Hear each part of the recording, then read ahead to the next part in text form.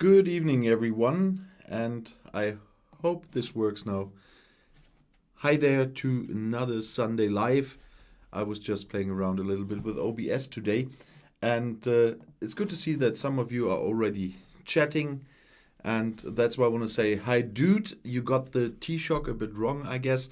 Hi, Eddie. Hi, Catherine. Hi, Rose. Hi, Chatty.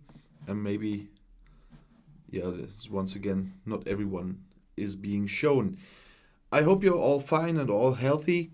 I am healthy. I got my first jab last week.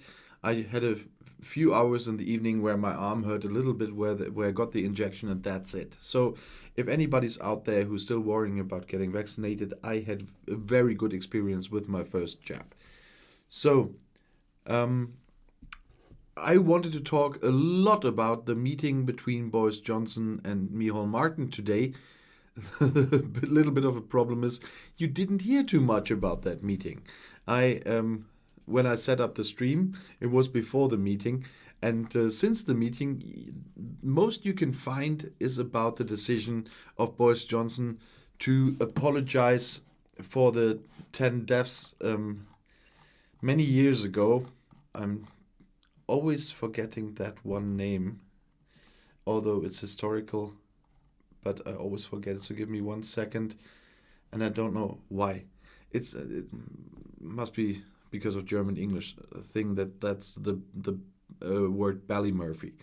That's what everybody is talking about at the moment. But that's the issue a little bit. Everybody's only talking about Ballymurphy, but nobody's talking about the rest of the meeting. Not even the two participants. So the most you can read in newspapers or you hear in media over here at least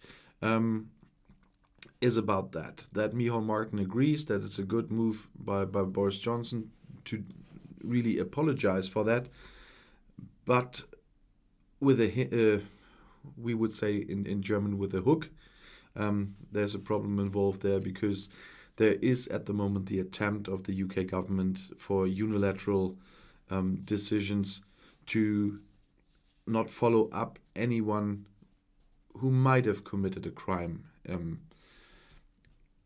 in that time on the British side from the British soldiers. So you can be split in mind because of that. It's an ambivalent question, but the Irish government is not very happy about this. But the whole issue covered up everything else. It covered up the Northern Ireland Protocol. It covered up the current problems with a Good Friday Agreement, and it covered up economic problems. And so I'm honest now. I don't know who set up that talk, but if it was Boris Johnson, he knew why to pick that point in time. So that would be too much of a coincidence if it worked out the way it did, if it's not planned. Because that was really a good move from the UK side to cover everything else in Ballymurphy. As said and as bad as that was, it's covering up all current problems, and people have to deal with things today a lot. There's the Northern Ireland Protocol, the unilateral decisions of the UK government to No, Peter, there it is again. I was waiting for that. I said Taoiseach once and I wrote this, and tons of people will not have understood this. And for the rest of the stream and in my videos, I will either say the Irish Prime Minister or the Irish Head of Government so that people in 120 countries around the world will understand this. And you're always coming up with me insulting the Irish people. It is for people from 120 countries to understand what I'm talking about. The most people in those countries will never know who I'm talking about if I say Taoiseach. That's why I don't say Bundeskanzler. That's why I don't say whatever. I don't speak Croatian. I don't speak Serbian. I don't speak many other languages, and I don't use their name for their head of government either. And so I will use English titles for everyone. There are English titles for others too. Angela Merkel is not Chancellor. She's Bundeskanzler. And Sebastian Kurz is Bundeskanzler. And that's why I'm using that term. And as I said before, that insistence on always calling him Taoiseach is another form I recognize as nationalism. And that is something I fight from every page, no matter where that comes from. Nationalism is something on my hit list, you can believe me. So, but that's necessary one more time. I'm not going there again. So, Eddie, yeah, tomato. Yeah, Chad, you read Michael Martin said he had constructive engagement with Boris Johnson, but there you didn't even learn about the topics. He didn't even, and Johnson did neither, comment on the question if they talked at all about the new DUP leader. They didn't even comment on the question if they talked about this. And I'm not talking about details here. So there was a lot of talk probably between the two of them, but there's almost nothing we can learn about that. And so it didn't help the people from the outside watching this, trying to get a grip on the situation. It didn't help at all. And I hope they found some way, although with everything that happened, whatever Johnson promised Martin, you know all what that's worth it. Nothing. So, unfortunately, I don't have a lot on that as much as I would like to. I would have liked to discuss what they talked about the Northern Ireland Protocol, what they talked about, for example, the food standards. The EU offered, I've never read that from Brexiteers, by the way. The EU offered that the UK would align themselves to the EU food standards. As a minimum, it's always a minimum standard. It's the same with the EU member states. The EU standards are the minimum standard. And you can go stricter than that. We in Germany, in parts, do that, and other countries in the EU do the same.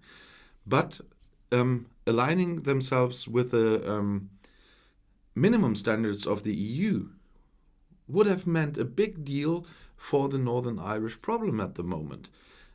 And I mean not the riots there, I mean the goods transport and the health certificates and everything.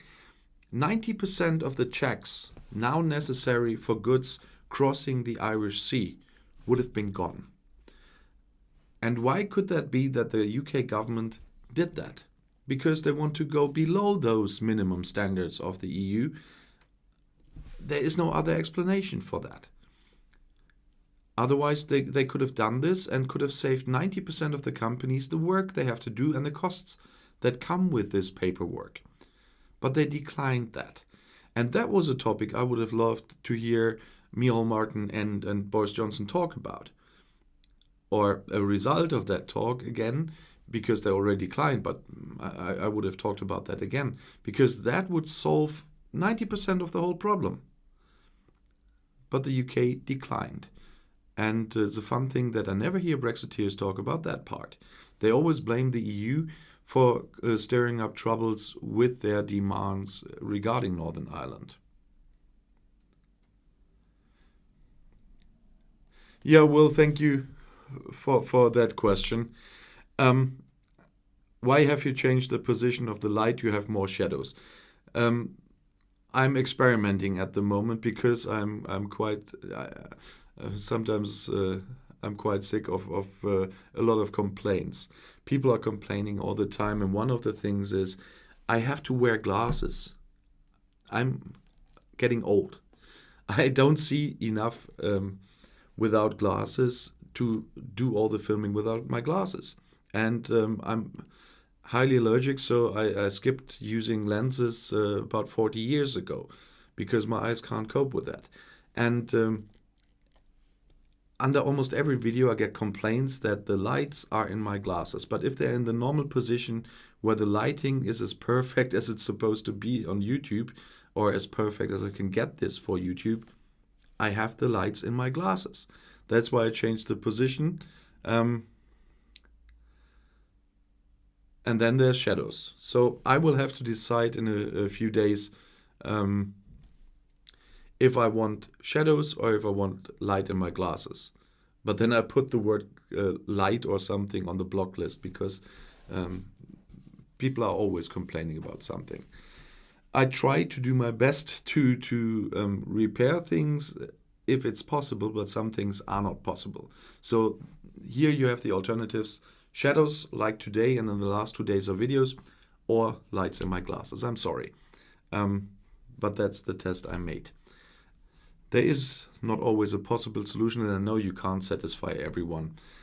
I have that regularly, but there are people who say this nicely, and then you try something to make things better for them, but you can't satisfy everyone. Conservator, thank you. I like the reflections over the shadows. Yeah, me too. That's why I'm testing at the moment. I'm positioning the lights differently for every video at the moment. But I have the feeling I will end up next week with the reflections in the glasses again, because I think this is worse than the reflections in the glasses. And Wolfgang with a little wordplay. And it's gone now. No, sorry. Eddie, yeah, people offering critique do so you can improve, not to attack you. It depends. Some people really do that. That's why I'm testing stuff. I'm trying to do that, but there are others who are just attacking, and those I'm not taking serious. This trying out now is because of the people I take serious, and I'm grateful for their constructive critique. But there are some who are just complaining and just attacking. So there is a difference about those. If I would just feel attacked by all of them, I wouldn't have made these tests here. I'm testing this, I'm testing other stuff at the moment because of what people I can take serious then do tell me. And I do take them serious if I try this. So, but we completely got off the topic here. Because I also wanted to talk about Scotland when I can't talk about the meeting of the yeah, I'm saying it again. The head of government of Ireland, the Taoiseach, and the British Prime Minister. Then that's why I wanted to go a little bit back to Scotland, because there's a lot of kind of a campaign in the comments at the moment from Brexiteers about Scotland. Because they are coming up with the same argument over and over again. So they must have read this in one of their favorite newspapers. That means Express, Daily Mail, and so on. And they all come up with the same thing again. I talked in other videos about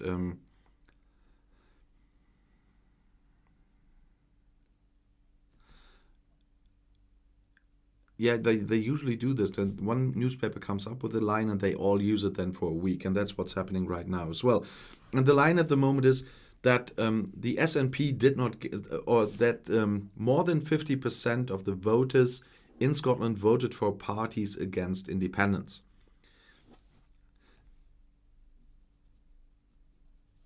I think it's the same. 57% voted against Boris Johnson in 2019. So is he supposed to step down as Prime Minister, the Tories to give up their majority, and every law that was passed since then is illegal now? That is the electoral system they have in the UK and they have in Scotland. And the point is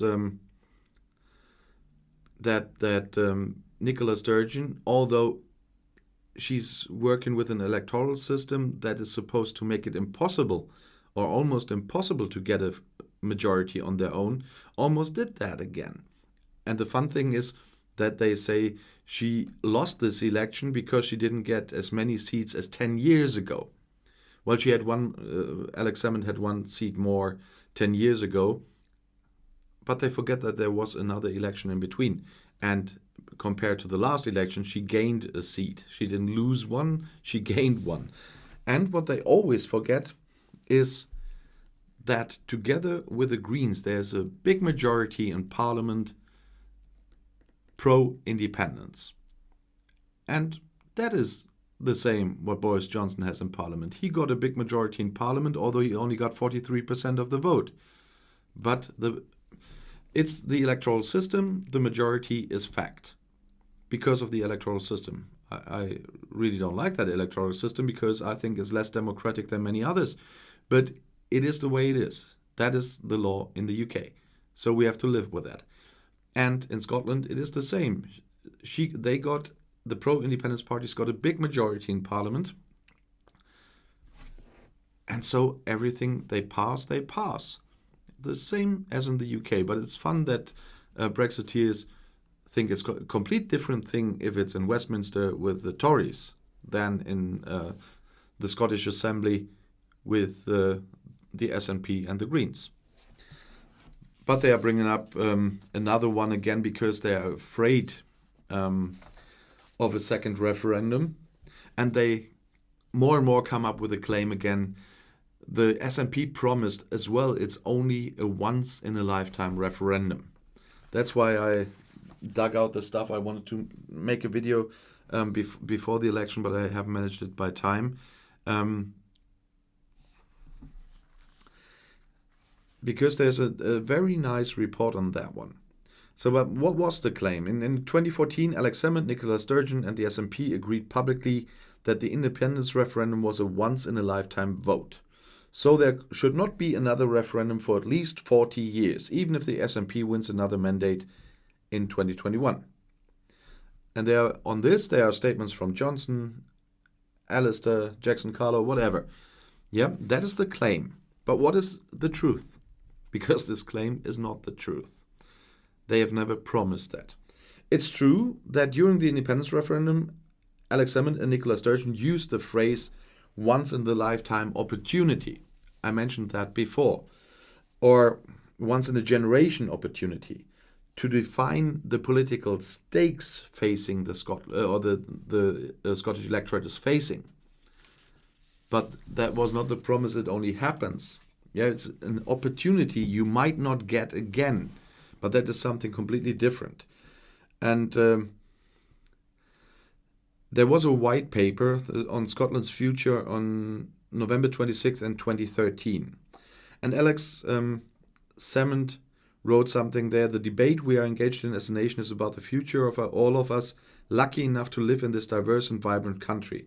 It is a rare and precious moment in the history of Scotland, a once-in-a-generation opportunity to chart a better way.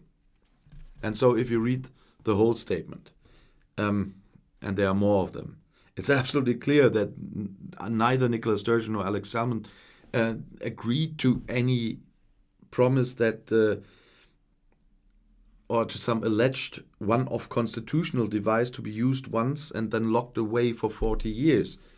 Yeah, he was encouraging the Scottish electorate with this speech and with these texts to oppose austerity and get a safer Scotland.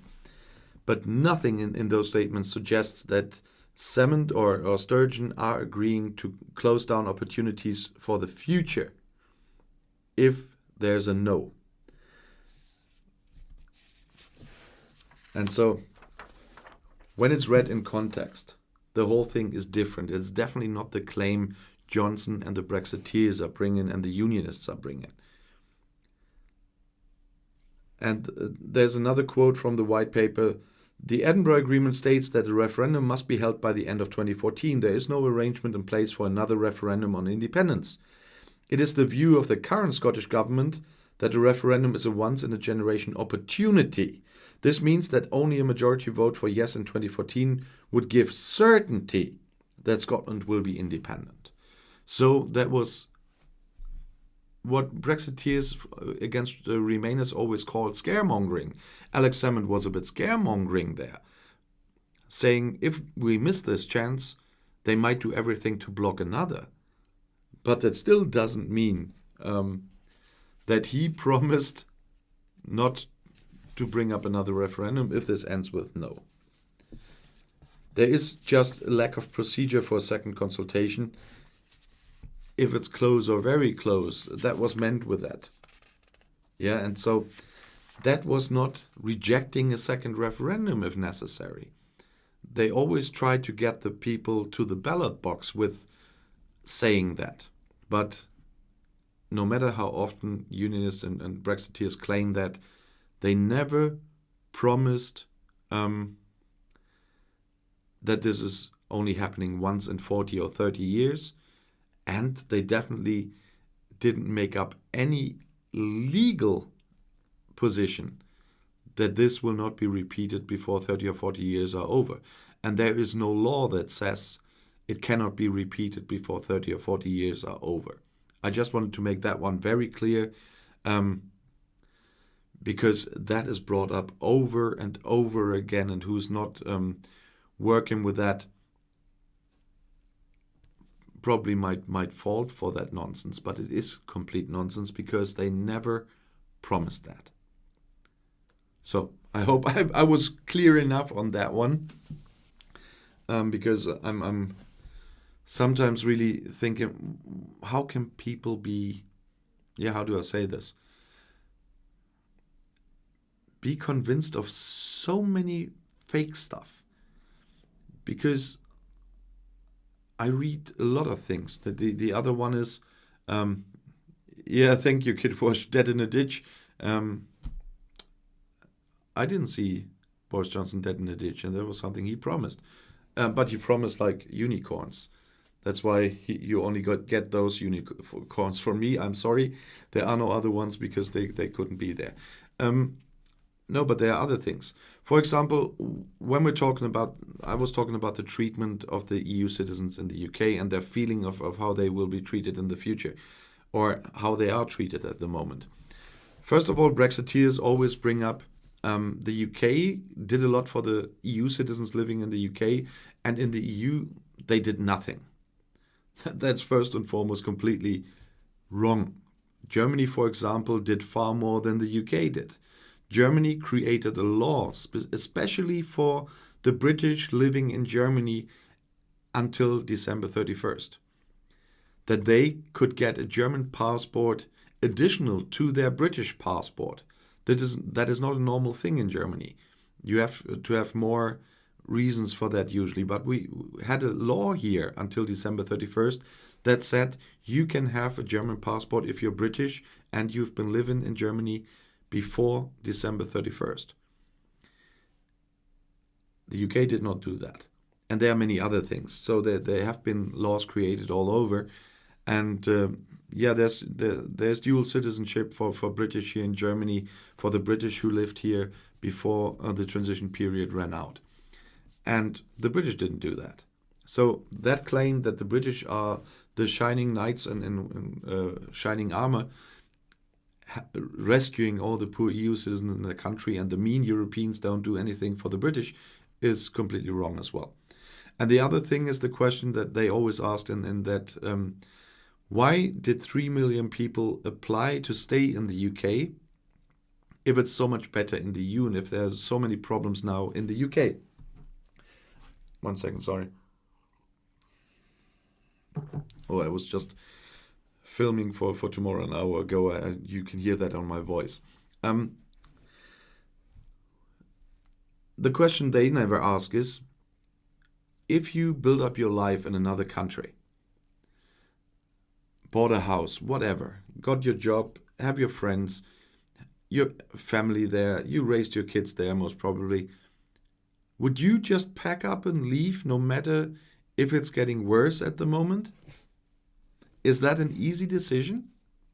No, it's not, because you've lived for possibly the last 30 years, like friends of mine in the UK. They've lived there for 30 years, and they are not just packing up everything because we now have Boris Johnson. It is a very tough decision to leave your complete life behind you only because there's a crappy government that's stirring up a lot of problems at the moment. And they make it quite easy. Yeah, they stay, so everything must be fine, and there must be rainbows everywhere, and we must be the best and greatest in the world. No, the people just have a problem with giving up their whole life because of issues. And there are a lot of issues at the moment. And that's just another example of the simplification of these headline spillers. And I said it in a telephone conversation yesterday again. Boris Johnson is one of the luckiest guys on this planet in government because of Corona. Because without the pandemic, he would be in much bigger trouble than he is now. Because now he can cover up a lot and all the Brexit damages at the moment under the pandemic. Just imagine we had the end of the transition period without the pandemic. This is a gift for Boris Johnson that we are in the pandemic at that moment. I'm absolutely angry about this. The pandemic is, of course, a very bad thing. But if it hasn't happened, a lot of good would have come there too. A lot of people would have survived and everything else. But I'm just concentrating now on the Boris Johnson issue. Boris Johnson would be in a very different place right now without the pandemic. And so for him, it must be a gift.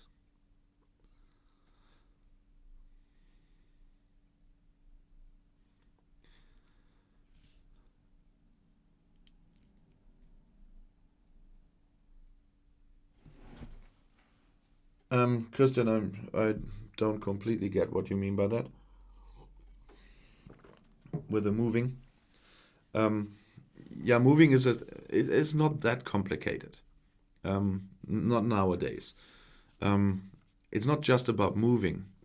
When I moved to the UK, I flew there once, looked for a job, flew there twice, second time to look for a flat, and then I moved there. So I hired a company and they moved that stuff over. So it's not that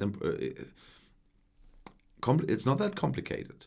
It's now more complicated because if you move from the UK now, and if you're an EU citizen, if you move from the UK to your home country, you need declarations for all your stuff in the truck that you move to your new home. And you bought all that stuff in the UK if you lived there for quite some time. So I don't want to even go to the customs problems with that one. So moving in general is easy, but now with the customs stuff and so on, it gets more problematic. And it's even getting more problematic with parcels at the moment. Parcels from here to the UK are still easy because they don't check a lot they are supposed to check anyway, because they haven't even started yet. But a friend of mine is still waiting for weeks now from a parcel from the UK. And I'm quite sure it could be waiting at our customs at the moment, and it takes some time until she gets her letter from the customs that she has to go there and check it. So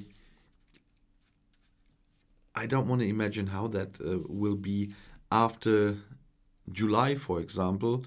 First of all, in our direction, because of the abuse of the 22 euro rule here in the EU, they are cutting that rule that it's completely free in July, and then there are customs duties on everything you send here. And on the other hand, from January 1st, the UK will hopefully do their job, and then everything will be checked in the other direction as well. And so it will get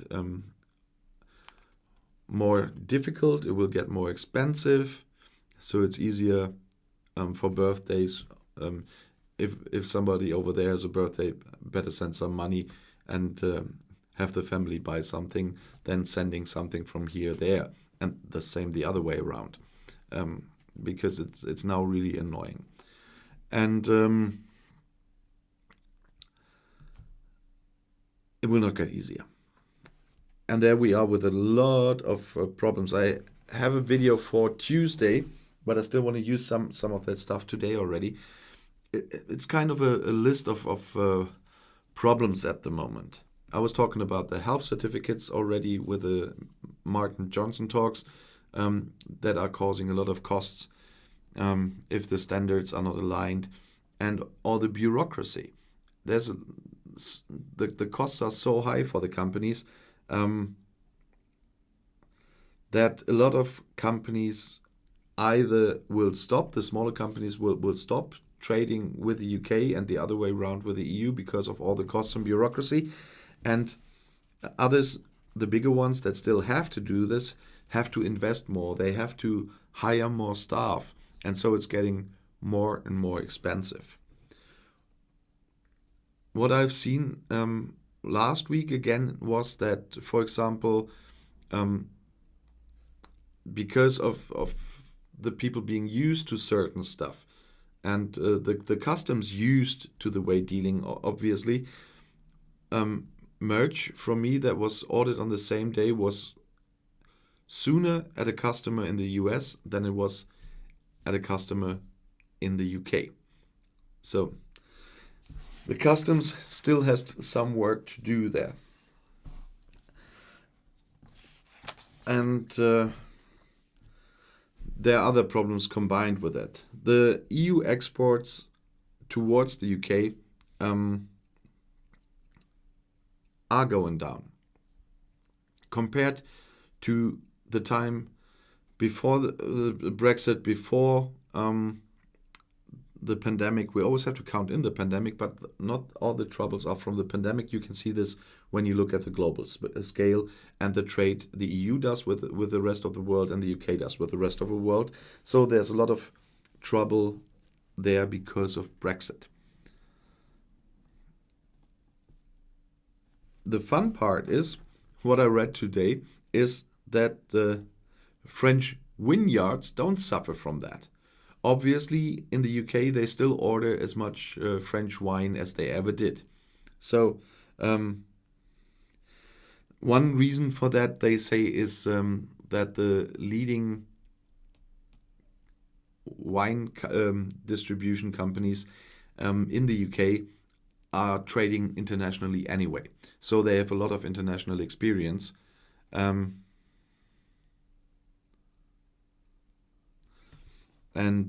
that's why there doesn't seem to be that big trouble, because those traders obviously already have big warehouses, because they ship to China, they ship to the US and wherever.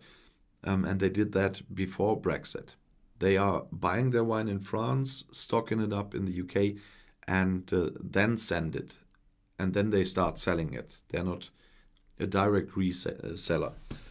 They stack it before they sell it. And that might be the reason why there's not so much trouble there, because if you have a full lorry with the bottles of the same kind of wine, it's easy to have a customs declaration for that one. If you have so many different items,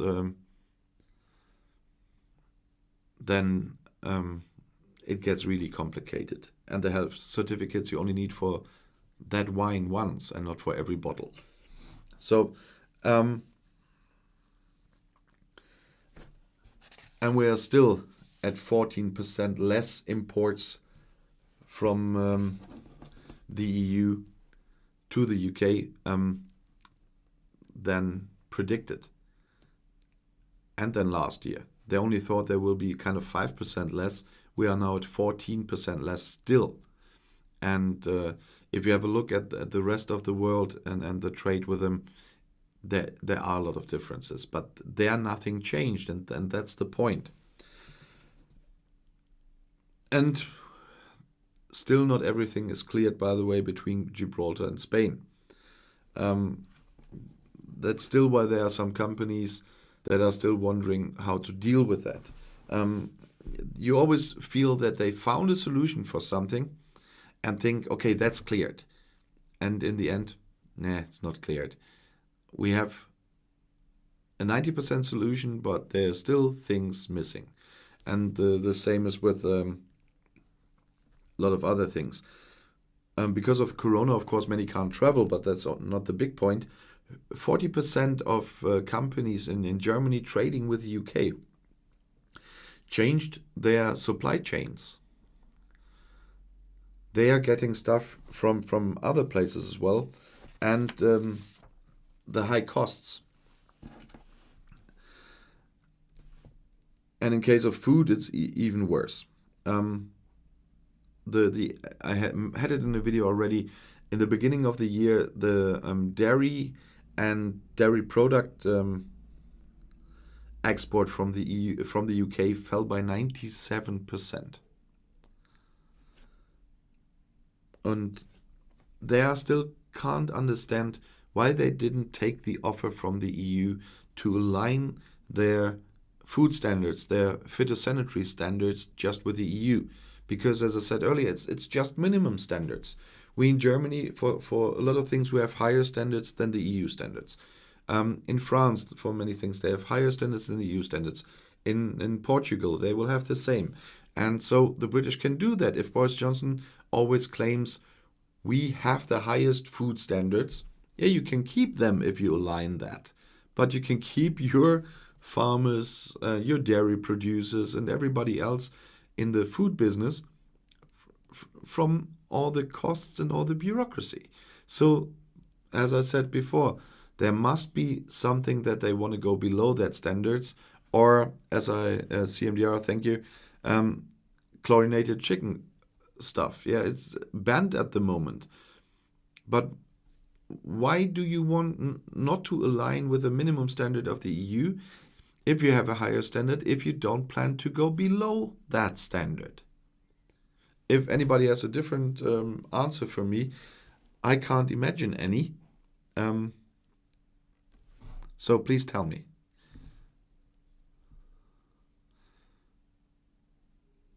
No, you don't lose control of trade.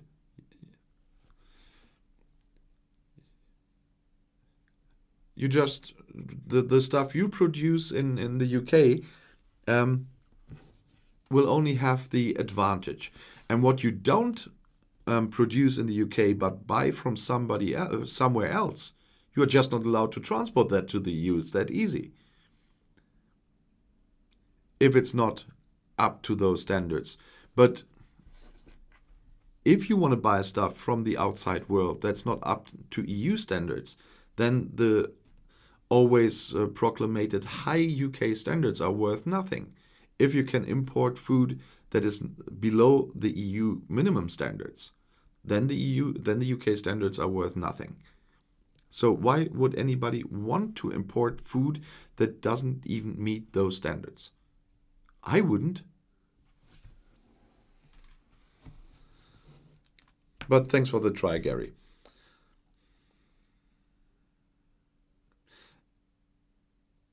I mean, trades normally include food deals. I think it was to do with the US deal. Exactly. The US wants access for lower standard food to the UK. And that was what I was talking about. Of course, it brings you trouble for your trade deals if you want to make trade deals with lower food standards.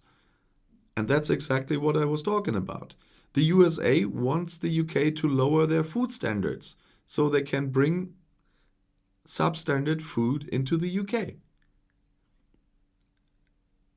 And yeah, you have to make a decision. What is more important to you? A deal where your people, and that it always goes to the people with the least money. They will have to, because that will be the cheapest stuff, have to eat substandard food because that's the only food they can afford then. And well, if I'm a millionaire, I don't care. I buy organic massage chicken, whatever. When I can afford to buy chicken that got a personal massage every day and were treated like goddesses. Yeah, as a millionaire, I wouldn't worry about that one. But if I am a family that can barely feed their children, I would really be worried about that one. Because that cheap food coming in will destroy more food production in the UK. And so in the end, people with less money will have no chance but to buy that stuff. And if that's the goal of not aligning the food standards, that fits to the Johnson government. Because they will make a lot of money by the rest of the trade deal with the US. And of course, he could stop a lot of the trouble with Northern Ireland. I said that if he would do alone this alignment with the food standards. But there we are also back again with the complete bollocks headlines being spread every day in the comments under my videos. And the second-class citizen nonsense. Well, in some kind of Northern Irish are another class of citizens than other people of the UK, because they can easily go into the EU without being checked, and that every day if they want to.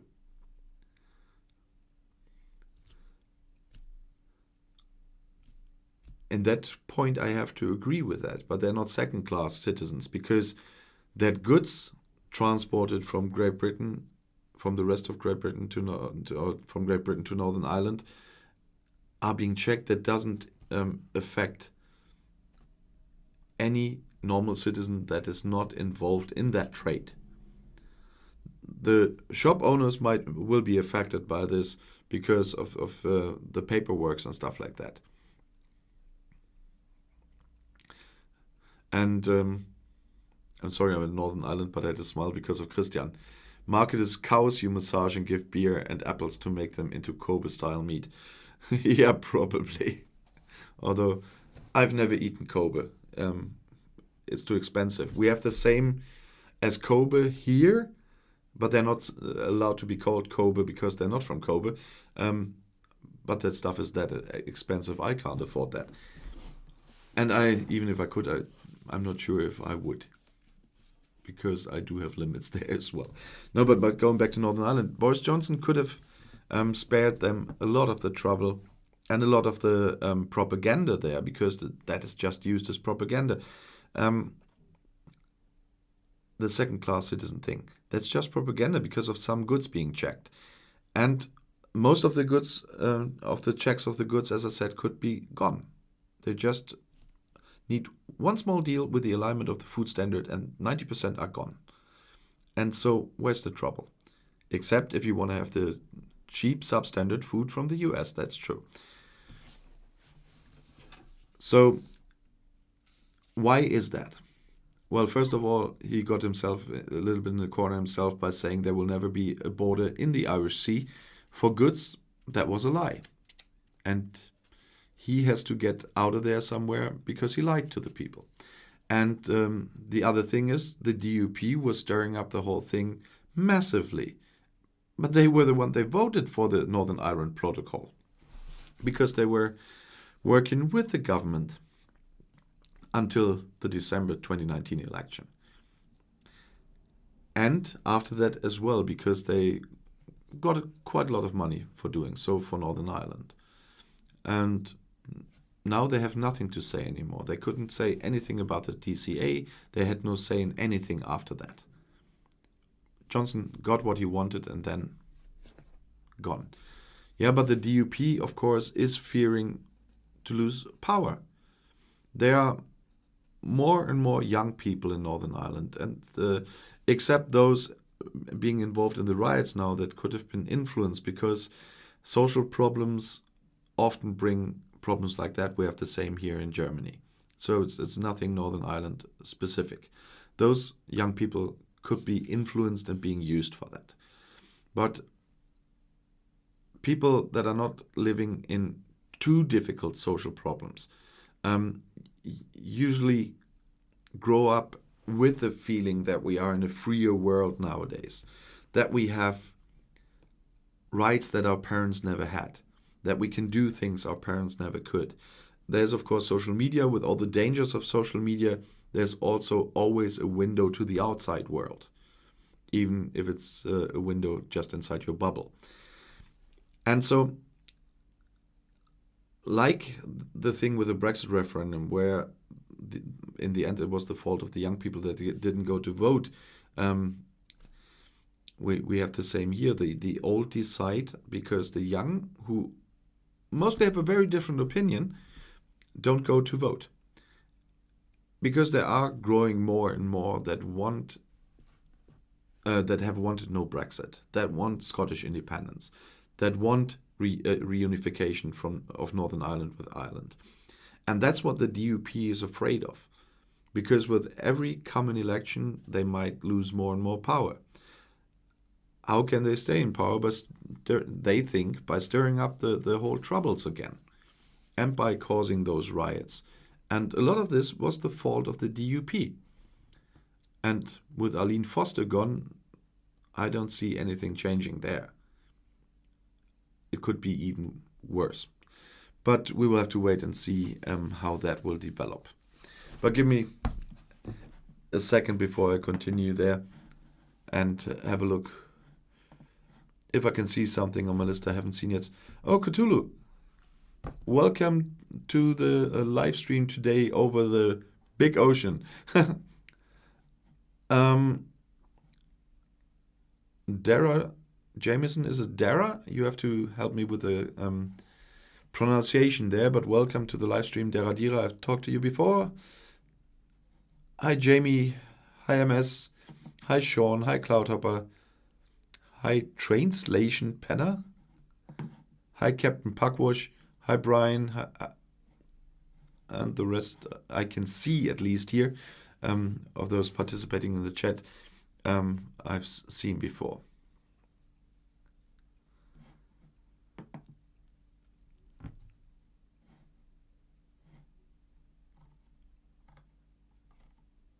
Cthulhu, that's a nice one. Hi, Nightbot. Yeah, I wanted to answer him as well some day ago. Super. Oh, March is here? Hi, Big March Studios. I haven't seen you on my list. That's the list is not always very well working. Nice to see you today on my live stream as well. Have to go to your channel as well. I subscribed to your channel already, so but I didn't have time to watch too many videos. That's the problem when you're filming videos all the time. But I suggest you have a look over to his channel as well, and maybe you can watch some more than I could.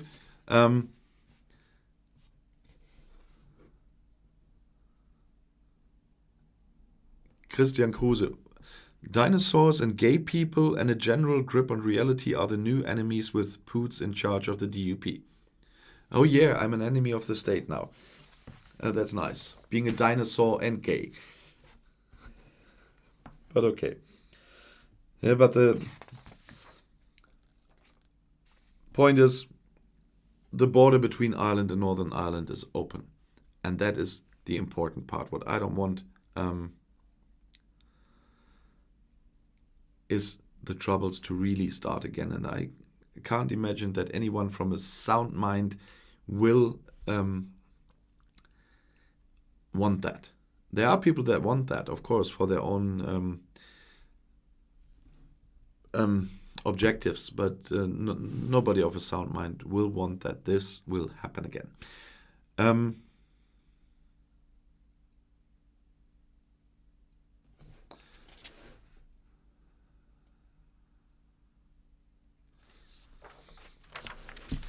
And of course, there's the ferry transport now directly from Ireland to the continent, not using the way via the UK anymore because of all the problems with the customs regulations. And I'm quite sure that will stay, even if it takes a bit longer than the direct route. Something new has appeared there. And I think I made a video wasn't published yet, it was tomorrow. There is a difference now in the way people are shopping. The shopping in stores is going up now, of course, now after they opened in the UK again. But even here, where they were open for a long time now, people are still shopping a lot online. And there will be a lot of changes there. I mean, the British were the online shopping world champions, but in Germany, many did that now because of the pandemic for quite some time, and they still do. And so there will be a lot of development in our economy, in our local stores. I, for example, have a bookstore. They are a private bookstore, just a small bookstore from a private owner. He has an online shop as well.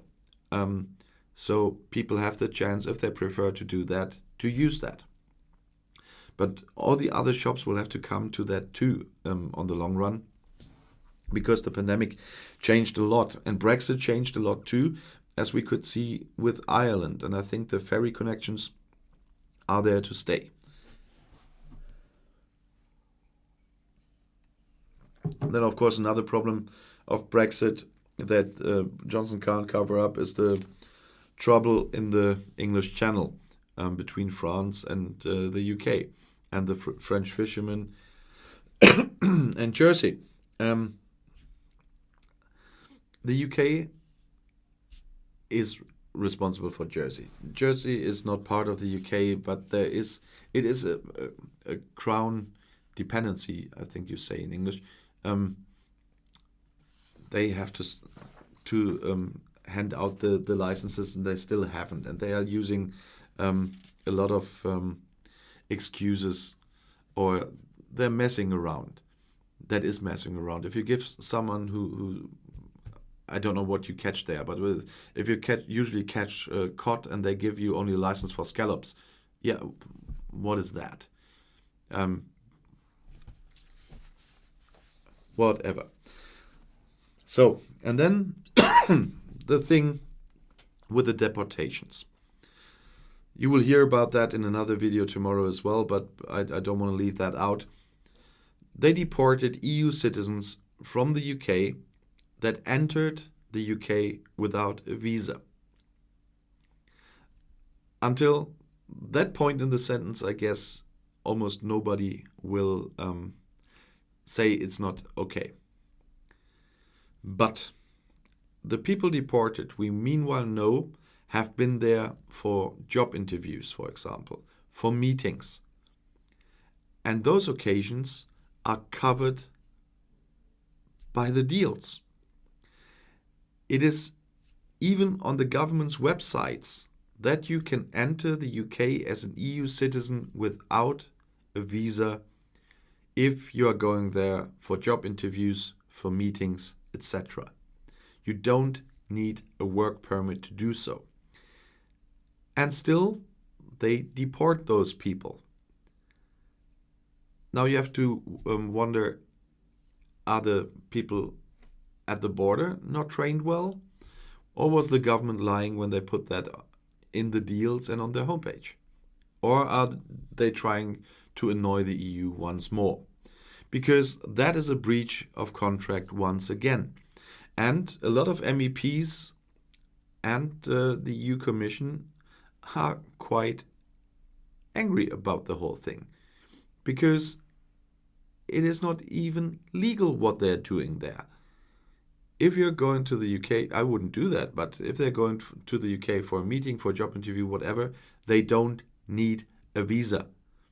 And they're still stopping them at the border, they're still deporting them, and they're even putting them in, how do I say this, deportation camps. If you deport someone, you have to do this within 24 hours, and they don't have to drive them 2 hours away from the airport to do so. I don't know if you know the TV series Border Patrol Australia, Border Patrol New Zealand. There you see that every day in every episode when it comes. It's in Germany once a week, where you can watch something from that. And there you see how it's done. They're not allowed to enter the country. They go home with the next flight. It's that easy. So why bring people away from the airport, 2 hours away from the airport, put them in a deportation facility and send them home days later? And then people who don't even need a visa. So from my point of view, with knowing those facts, it can only be another attempt to annoy the EU again and to poke around again. And it seems to be that what they do. And hearing what Frost said after the last meetings with Šefčovič, that's the vice president of the EU Commission who's responsible for the talks with Frost, it always seems that they're doing that on purpose. And I really don't understand why they should. They obviously need outside enemy to hold their forces together, to hold their electorate together.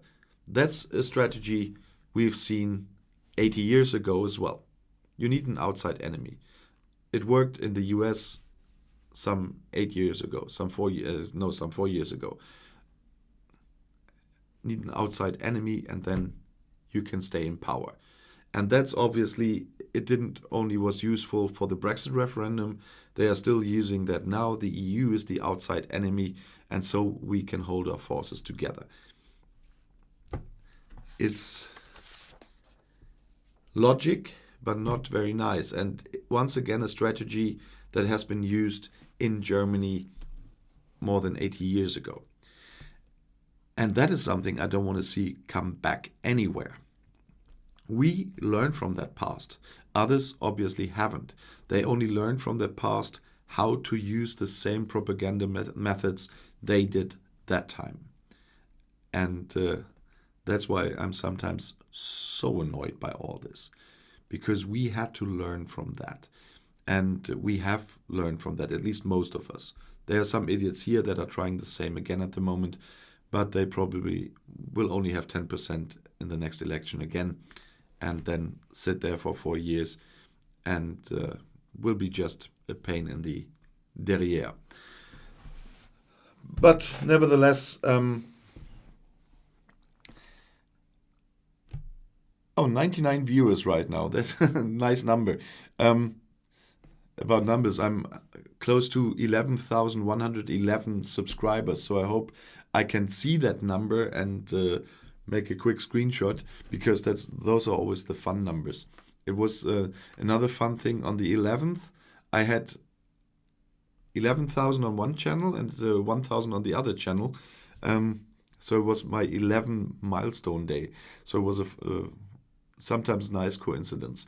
And with the 11,111, that's always a nice picture anyway. I want to keep it short today. The hour is almost over again. But I have an announcement there, because we haven't done this quite some time now. And so I'll set up a post for the live stream next week. And there you can leave your questions again. So we haven't done that I was answering your questions in quite some time, with the exception of having Simone as a guest here. But for next week, you can ask questions again. So I'm not picking the topics for next week. You can ask questions, and I will answer them in the live stream. So I will put that up sometime tonight. And so latest tomorrow, you will be able to put your questions in there. But for some people watching today, I don't want to name right now, that post is only for putting a question in there. You are not supposed to use it as a chat room. So everything that will be put there under the questions as replies, I have to delete. So don't do this, please. Let the people put their questions in there for the next live stream, and you can discuss with them all the day in the comments under the videos, but leave that post alone, please. So one more thing before I end this. I don't know if you've seen my post from yesterday on Twitter or on Discord. We had the free Eurovision Song Contest yesterday on a German broadcasting station that was brought up by Stefan Raab, who participated in the Eurovision in the 90s, because the Eurovision didn't happen last year because of Corona. And so he did that last year, but he repeated that this year. And this year, Scotland was taking part in the free Eurovision Song Contest, and England did. Of course, in football it's done as well, but it is something we might have to get used to see England, Scotland as single countries in the future, wherever we have something like this. So it was a fun thing, and it was Amy MacDonald, by the way, and she ended up, if I'm not completely wrong, in third or fourth place was Scotland, and first place, and the winner was Ireland. It was Ray Garvey. So it was a very, let's say, successful evening for topics of my channel. Okay, but thank you all for watching today. I hope you had a nice weekend and you will have a nice week. Stay healthy. I get more and more information that you get your vaccinations already. So when we are all double vaccinated, we are all fine for the time being. And we're looking forward to get over that. Warte hatte du da? Genau, Christian Kruse. That was the song of Stefan Raab. And before that, he was the producer of Gildo Horn with Gildo hat euch lieb. That's when I started watching Eurovision again because of that. So have a nice week. See you again next week. And as always, see you in my next video. Auf Wiedersehen.